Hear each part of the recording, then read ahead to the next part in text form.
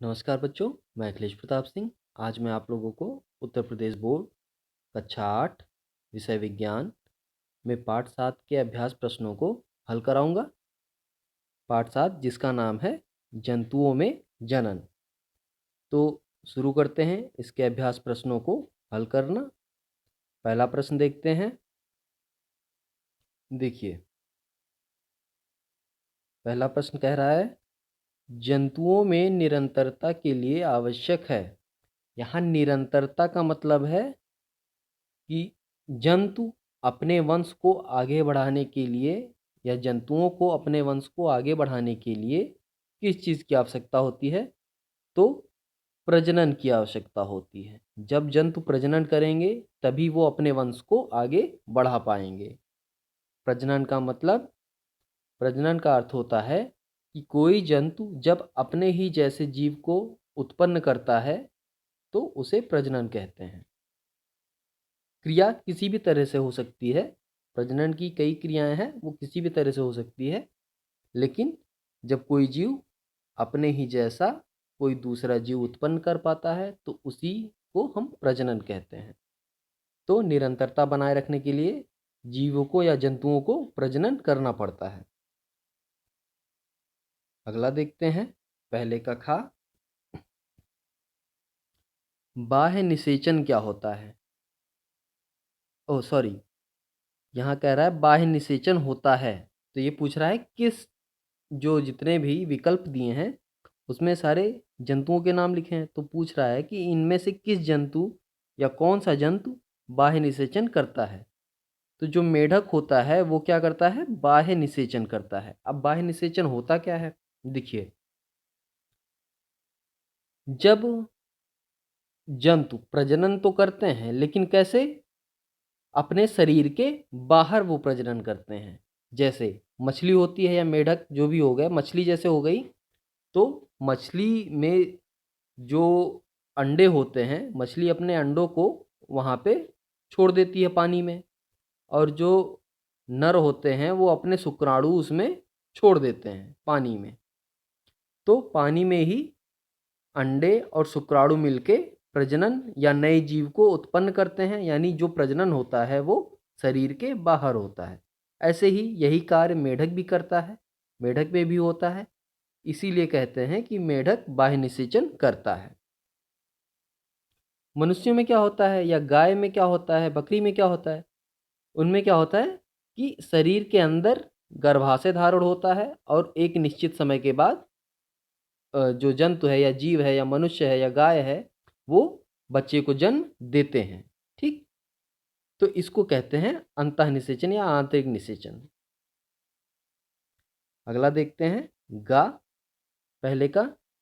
लैंगिक प्रजनन में भाग लेते हैं।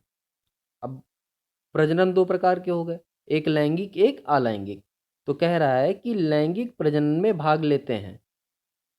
तो कौन कौन भाग लेते हैं? लैंगिक में एक नर होगा और एक मादा जंतु होंगे। ये दोनों मिलकर ही लैंगिक प्रजनन में भाग लेते हैं। अगला देखते हैं, घा। आंतरिक निषेचन क्या आंतरिक निषेचन होता है। देखिए, इसमें क्या होता है आंतरिक निषेचन? अभी मैंने क्या बताया कि वो जंतु के शरीर के अंदर होता है। मतलब जैसे जो जंतु गर्भ धारण करते हैं और बच्चा उनके पेट में रहता है और एक समय के बाद वो बच्चा जन्म लेता है, तो इस तरह का प्रजनन जो करते हैं उसमें आंतरिक निषेचन होता है। तो नर शरीर के बाहर, तो नर शरीर के बाहर तो होता नहीं है ऐसा कुछ, मादा शरीर के बाहर। अब अगर बाहर लिख दिया गया है तो जाहिर सी बात है ये गलत हो जाएगा, क्योंकि आंतरिक निषेचन या अंदर का निषेचन के बारे में बात कर रहा है। तो यहाँ भी बाहर लिखा है तो ये गलत हो गया। और नर शरीर के अंदर कभी प्रजनन होता नहीं है या गर्भधारण नहीं होता, नर शरीर के अंदर कभी गर्भधारण होता नहीं, तो ये भी गलत हो जाएगा। तो सही उत्तर क्या है? मादा शरीर के अंदर, यानी जो गर्भधारण होता है वो मादा शरीर के अंदर होता है। तो इस तरह से आंतरिक निषेचन जो होता है वो मादा शरीर के अंदर होता है। अगला देखते हैं, मादा जननांग है। अब इनमें से जो विकल्प दिए हैं इनमें से मादा जननांग कौन सा है? देखिए वृषण लिखा है, इसको इंग्लिश में कहते हैं टेस्टिस या टेस्टिकल्स। ये किस में पाया जाता है? ये नर में पाया जाता है। सिसन है, ये भी नर में होता है। शुक्र वाहिनी, शुक्र वाहिनी मतलब शुक्राणु वाहिनी, तो शुक्राणु किस में पाया जाता है? नर में पाया जाता है, यानी ये भी नर में पाया जाता है। तो बचा क्या? ये वाला ऑप्शन, गर्भाशय। गर्भाशय जो है वो मादा जननांग है।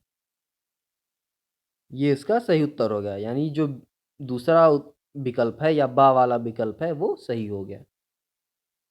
अब दूसरे प्रश्न पे आते हैं। इसमें क्या करना है? सही के सामने सही और गलत के सामने गलत का देखते हैं। अमीबा मुकुलन द्वारा प्रजनन करता है, तो ये गलत है।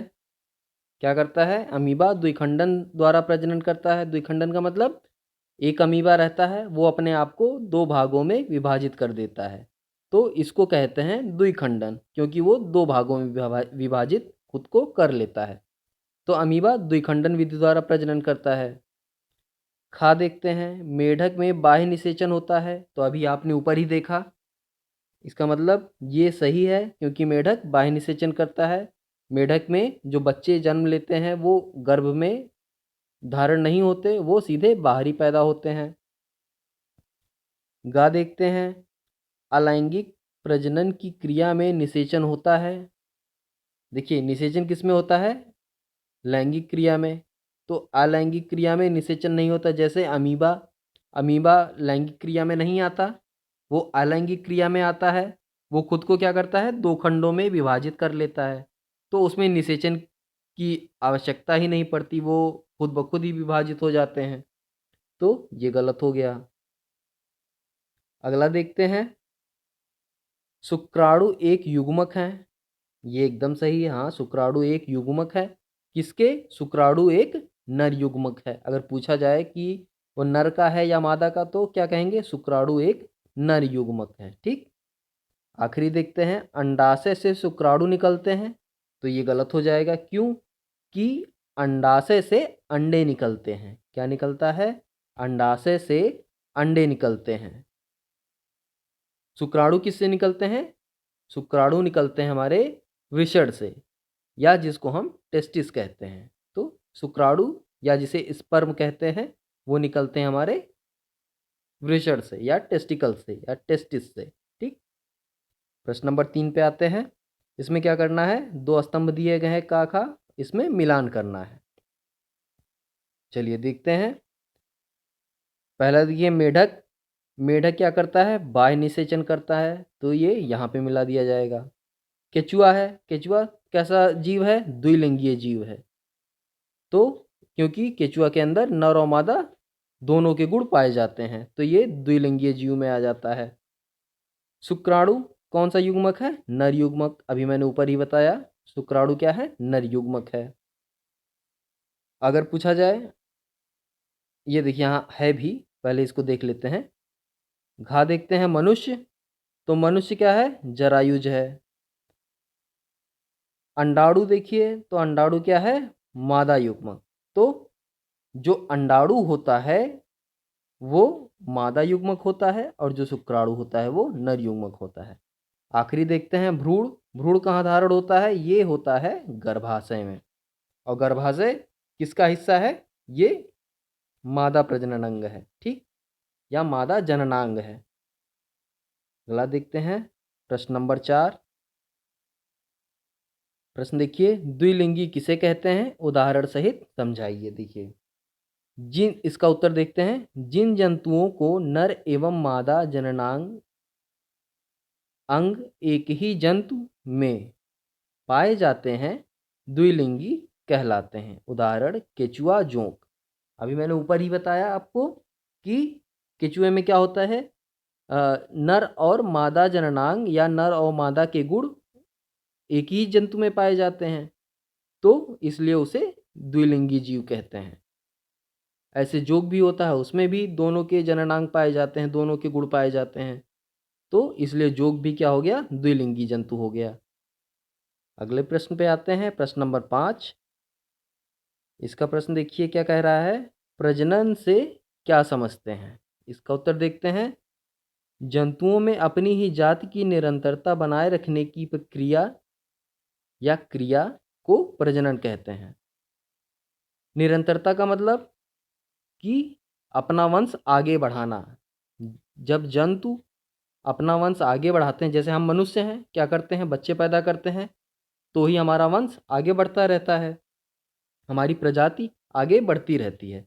तो इसी चीज़ को यहाँ पे निरंतरता शब्द इसी चीज़ को बताने के लिए यहाँ पे निरंतरता शब्द का इस्तेमाल किया गया है। यानी जब कोई जंतु अपनी प्रजाति को आगे बढ़ाता है या अपने जैसे जीव को उत्पन्न करके अपनी प्रजाति को आगे बढ़ाता है, तो उसे क्या कहते हैं, प्रजनन। अगला प्रश्न देखते हैं, प्रश्न नंबर 6। ये क्या कह रहा है, लैंगिक प्रजनन तथा अलैंगिक प्रजनन में अंतर समझाइए। चलिए ये देख लेते हैं। तो देखिए यहाँ पे लिखा है लैंगिक प्रजनन, यहाँ पे लिखा है अलैंगिक प्रजनन। पहला देखते हैं, लैंगिक प्रजनन के लिए नर एवं मादा का होना आवश्यक है।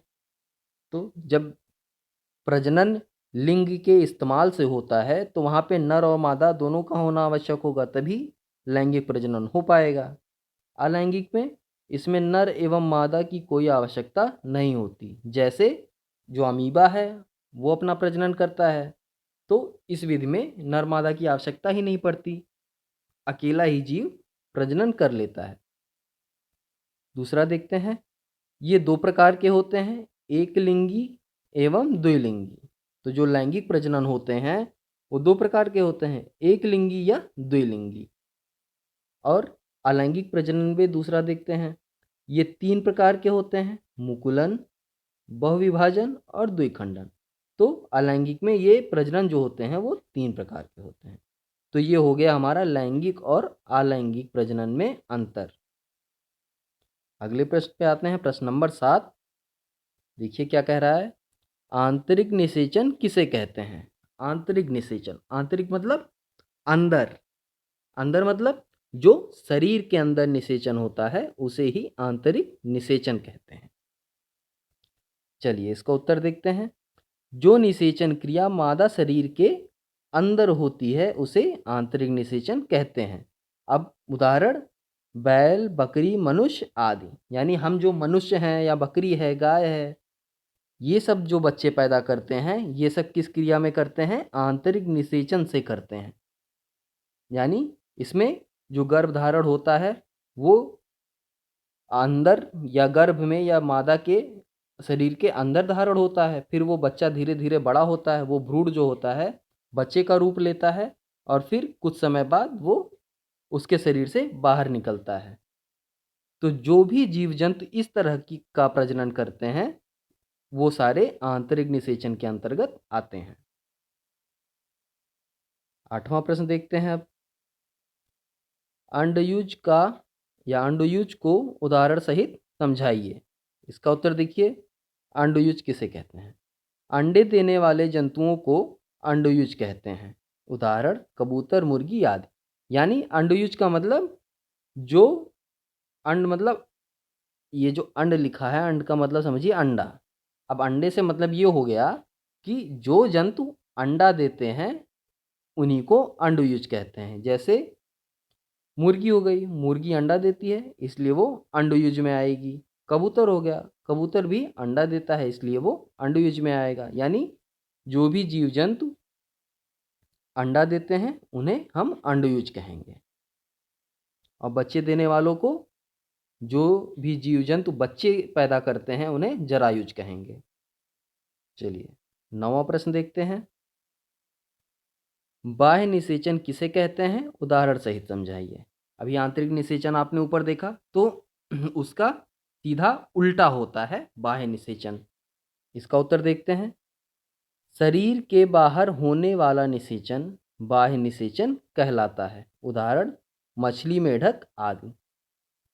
बाह्य मतलब बाहर, यानी यहाँ से हम कह सकते हैं कि शरीर के बाहर, यानी जो गर्भ में बच्चा आएगा वो गर्भ में नहीं आता। यहाँ पे जो बच्चा आता है वो निषेचन होता है शरीर के बाहर ही। कैसे, अभी मैंने ऊपर ही बताया एक उदाहरण मछली को लेके। जैसे मछली अपने अंडों को बाहर पानी में छोड़ देती है और फिर वहीं नर मछली जो होता है वो अपने शुक्राणुओं को पानी में छोड़ देता है। दोनों अंडे और जो शुक्राणु होते हैं वो एक ही जगह छोड़े जाते हैं, जिससे कि अंडा और शुक्राणु आपस में मिलके निषेचन करें और फिर वहाँ से मछली पैदा हो। तो वो जो मछली पैदा होती है वो पानी में ही पैदा होती है, वो मछली के शरीर के अंदर नहीं पैदा होती। तो इस तरह से ये गर्भधारण होता है यहाँ पे। ये जो बच्चे पैदा होते हैं, ये जो पूरा गर्भ होता है ये पानी के अंदर होता है, समझिए। ये मछली के शरीर के अंदर नहीं होता। सारा निषेचन क्रिया भी बाहर होगी, वहीं पे ये बच्चे भी पैदा होंगे, वहीं पे ये बड़े भी होते हैं। ठीक। तो जो जीव बच्चों को या जिन जीवों का निषेचन शरीर के बाहर होता है उसे हम बाह्य निषेचन कहते हैं। उदाहरण में मछली और मेढक, ये जीव बाह्य निषेचन करते हैं। 10वें प्रश्न पे आते हैं। मादा के किस जनन अंग में भ्रूण का रोपण होता है? भ्रूण का रोपण का मतलब कि भ्रूण जो होता है वो कहाँ बढ़ता है। तो इसका उत्तर देखते हैं। मादा के गर्भाशय में भ्रूण का रोपण होता है। तो मादा का जो गर्भाशय होता है वहाँ पे जो भ्रूण आता है वहाँ पे ही इसका रोपण होता है, वहाँ पे ही इसको पूरा आहार मिलता है और वहीं से ये एकदम बढ़ता है। ठीक। तो ये प्रश्न सारे हल हो गए आपके इस पाठ के। इस पाठ में जितने भी प्रश्न थे वो सारे हल हो गए। अब ये सब आप अपनी उत्तर पुस्तिका में लिख लेंगे और फिर उसको आराम से समझ के याद करेंगे या याद करके समझेंगे। तो ये पाठ आपका समाप्त हो गया। अब अगला पाठ हम अगली वीडियो में पढ़ेंगे। तब तक के लिए धन्यवाद।